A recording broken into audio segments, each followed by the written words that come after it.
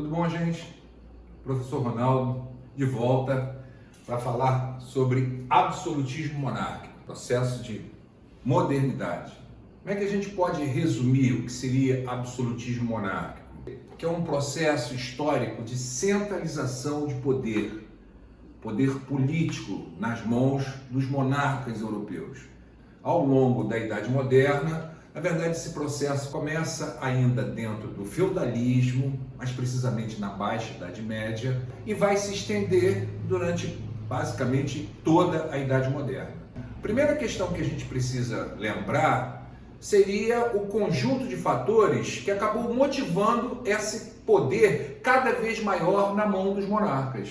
Eu posso dizer para vocês que se eu estou falando de um processo de centralização política, o primeiro fator que eu posso falar é a centralização dos feudos, o próprio processo de formação dos estados modernos.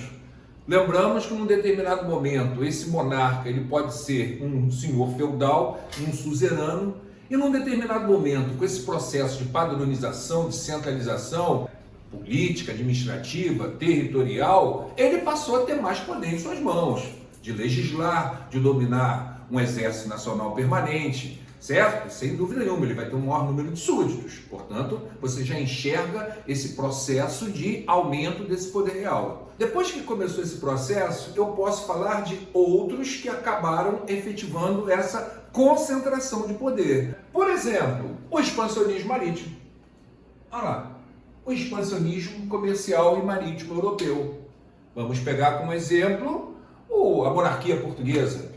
Antes desse expansionismo, a monarquia portuguesa, territorialmente falando, é uma diminuta, uma estreita faixa de território dentro da Península Ibérica. Depois desse processo expansionista, a gente pode lembrar que falamos de um império colonial português. Portugal terá territórios na América, o Brasil. Portugal terá territórios na África, Angola, Moçambique, Cabo Verde, Guiné-Bissau. Portanto, você enxerga um considerável crescimento dessa rede econômica, comercial, controlada por parte do Estado português. Obviamente que o poder desse monarca, e aí eu incluo a questão econômica, cresce consideravelmente. Se pegarmos o exemplo da monarquia espanhola também, explica bacana.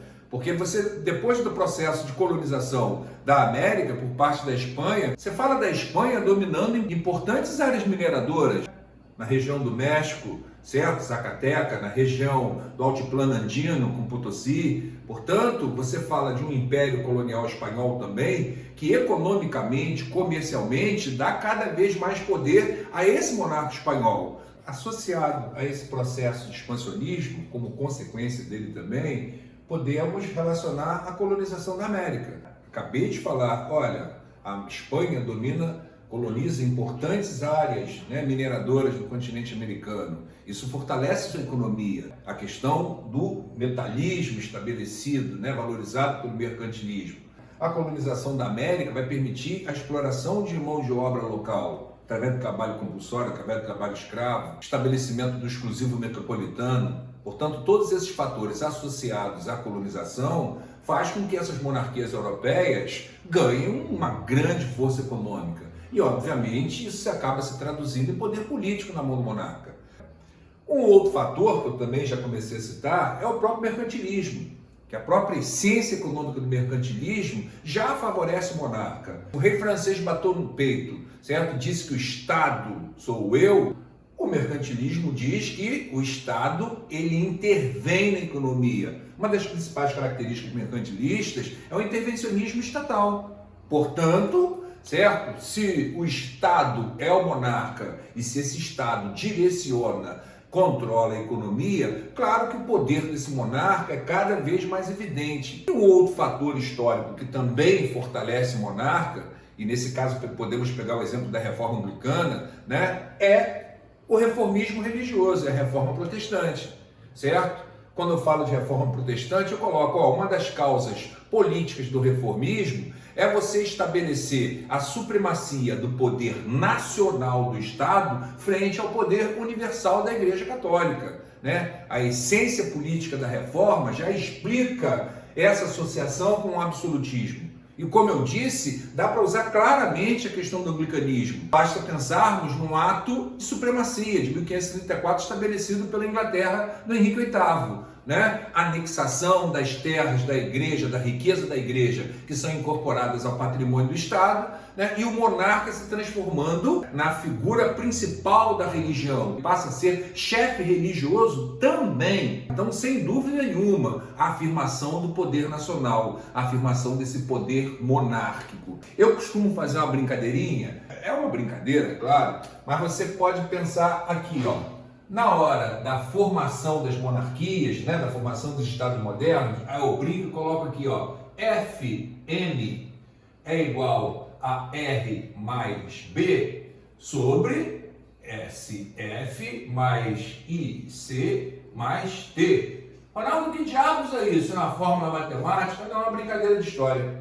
Olha lá. Formação da monarquia é igual à aproximação dos interesses do rei com a burguesia, que naquele momento vão se sobrepor aos interesses dos senhores feudais, que perdem sua autonomia frente a esse monarca. A Igreja Católica também perde sua autonomia frente ao Estado, como eu acabei de falar, e os trabalhadores que normalmente perdem, certo?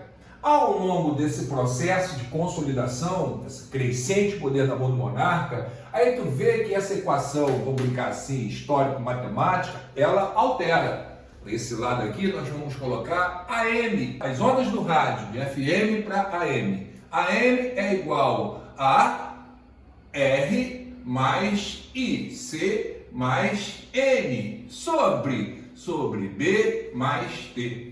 O absolutismo monárquico é igual ao rei que se aproximou da Igreja Católica e da nobreza e começou a se sobrepor, né, ao poder da burguesia e dos trabalhadores. Então, ao longo desse processo que eu caracterizei aqui, você vê que a burguesia vai sendo relegada ao segundo plano. Vou falar disso nas características gerais aqui dessas monarquias absolutas, onde você vai notar que esses privilégios de classe, eles são colocados, como eu estou dizendo aqui, ó, nas mãos da nobreza e da igreja, do clero. É claro que, apesar do nome absolutismo, todo chefe político ele precisa de base de sustentação.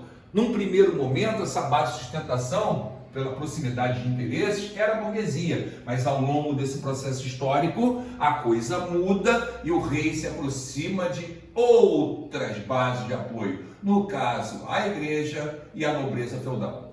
Brincadeira à parte, é basicamente isso que acontece, tá?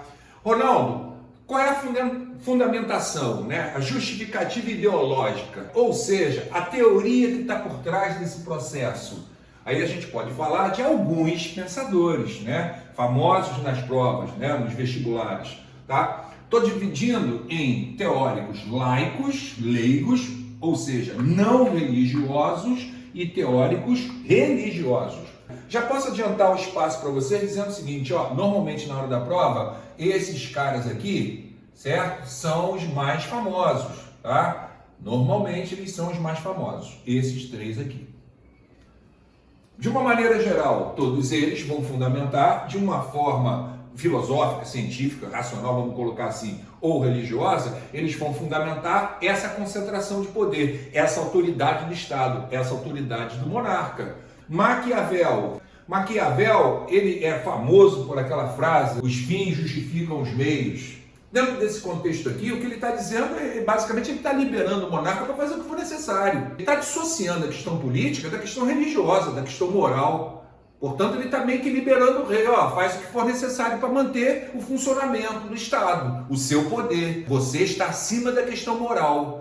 Você não é um indivíduo preocupado com moral, você tem que exercer poder. Se necessário, deveria usar a religião como forma de manipulação, certo? Se beneficiar do uso religioso. Tudo isso em nome do poder político. Seguindo essa linha do Maquiavel, Baudin e Grotius seguem basicamente a mesma batida, afirmando a autoridade do Estado sobre o indivíduo, afirmando a autoridade do monarca, do rei. O rei, ele é basicamente inquestionável. O indivíduo deve obedecê-lo, deve seguir esse indivíduo politicamente revestido. O monarca, ele representa a autoridade do Estado e, portanto, não pode ser questionado. Basicamente é isso. tá? Agora, quem fecha isso bacana é o Thomas Hobbes. Vocês vão pegá-lo também na sociologia, na filosofia. Hobbes, um filósofo contratualista, vai colocar, digamos assim, com a sociedade um contrato de submissão. O homem comum, se ele entra numa de exigir seu direito, e se cada um dentro da sociedade fizer isso, caminhar em direção à busca do seu direito, isso vai gerar um caos, isso vai gerar muita contenda. É a hora que ele fala, né, daquela coisa do homem como lobo do homem.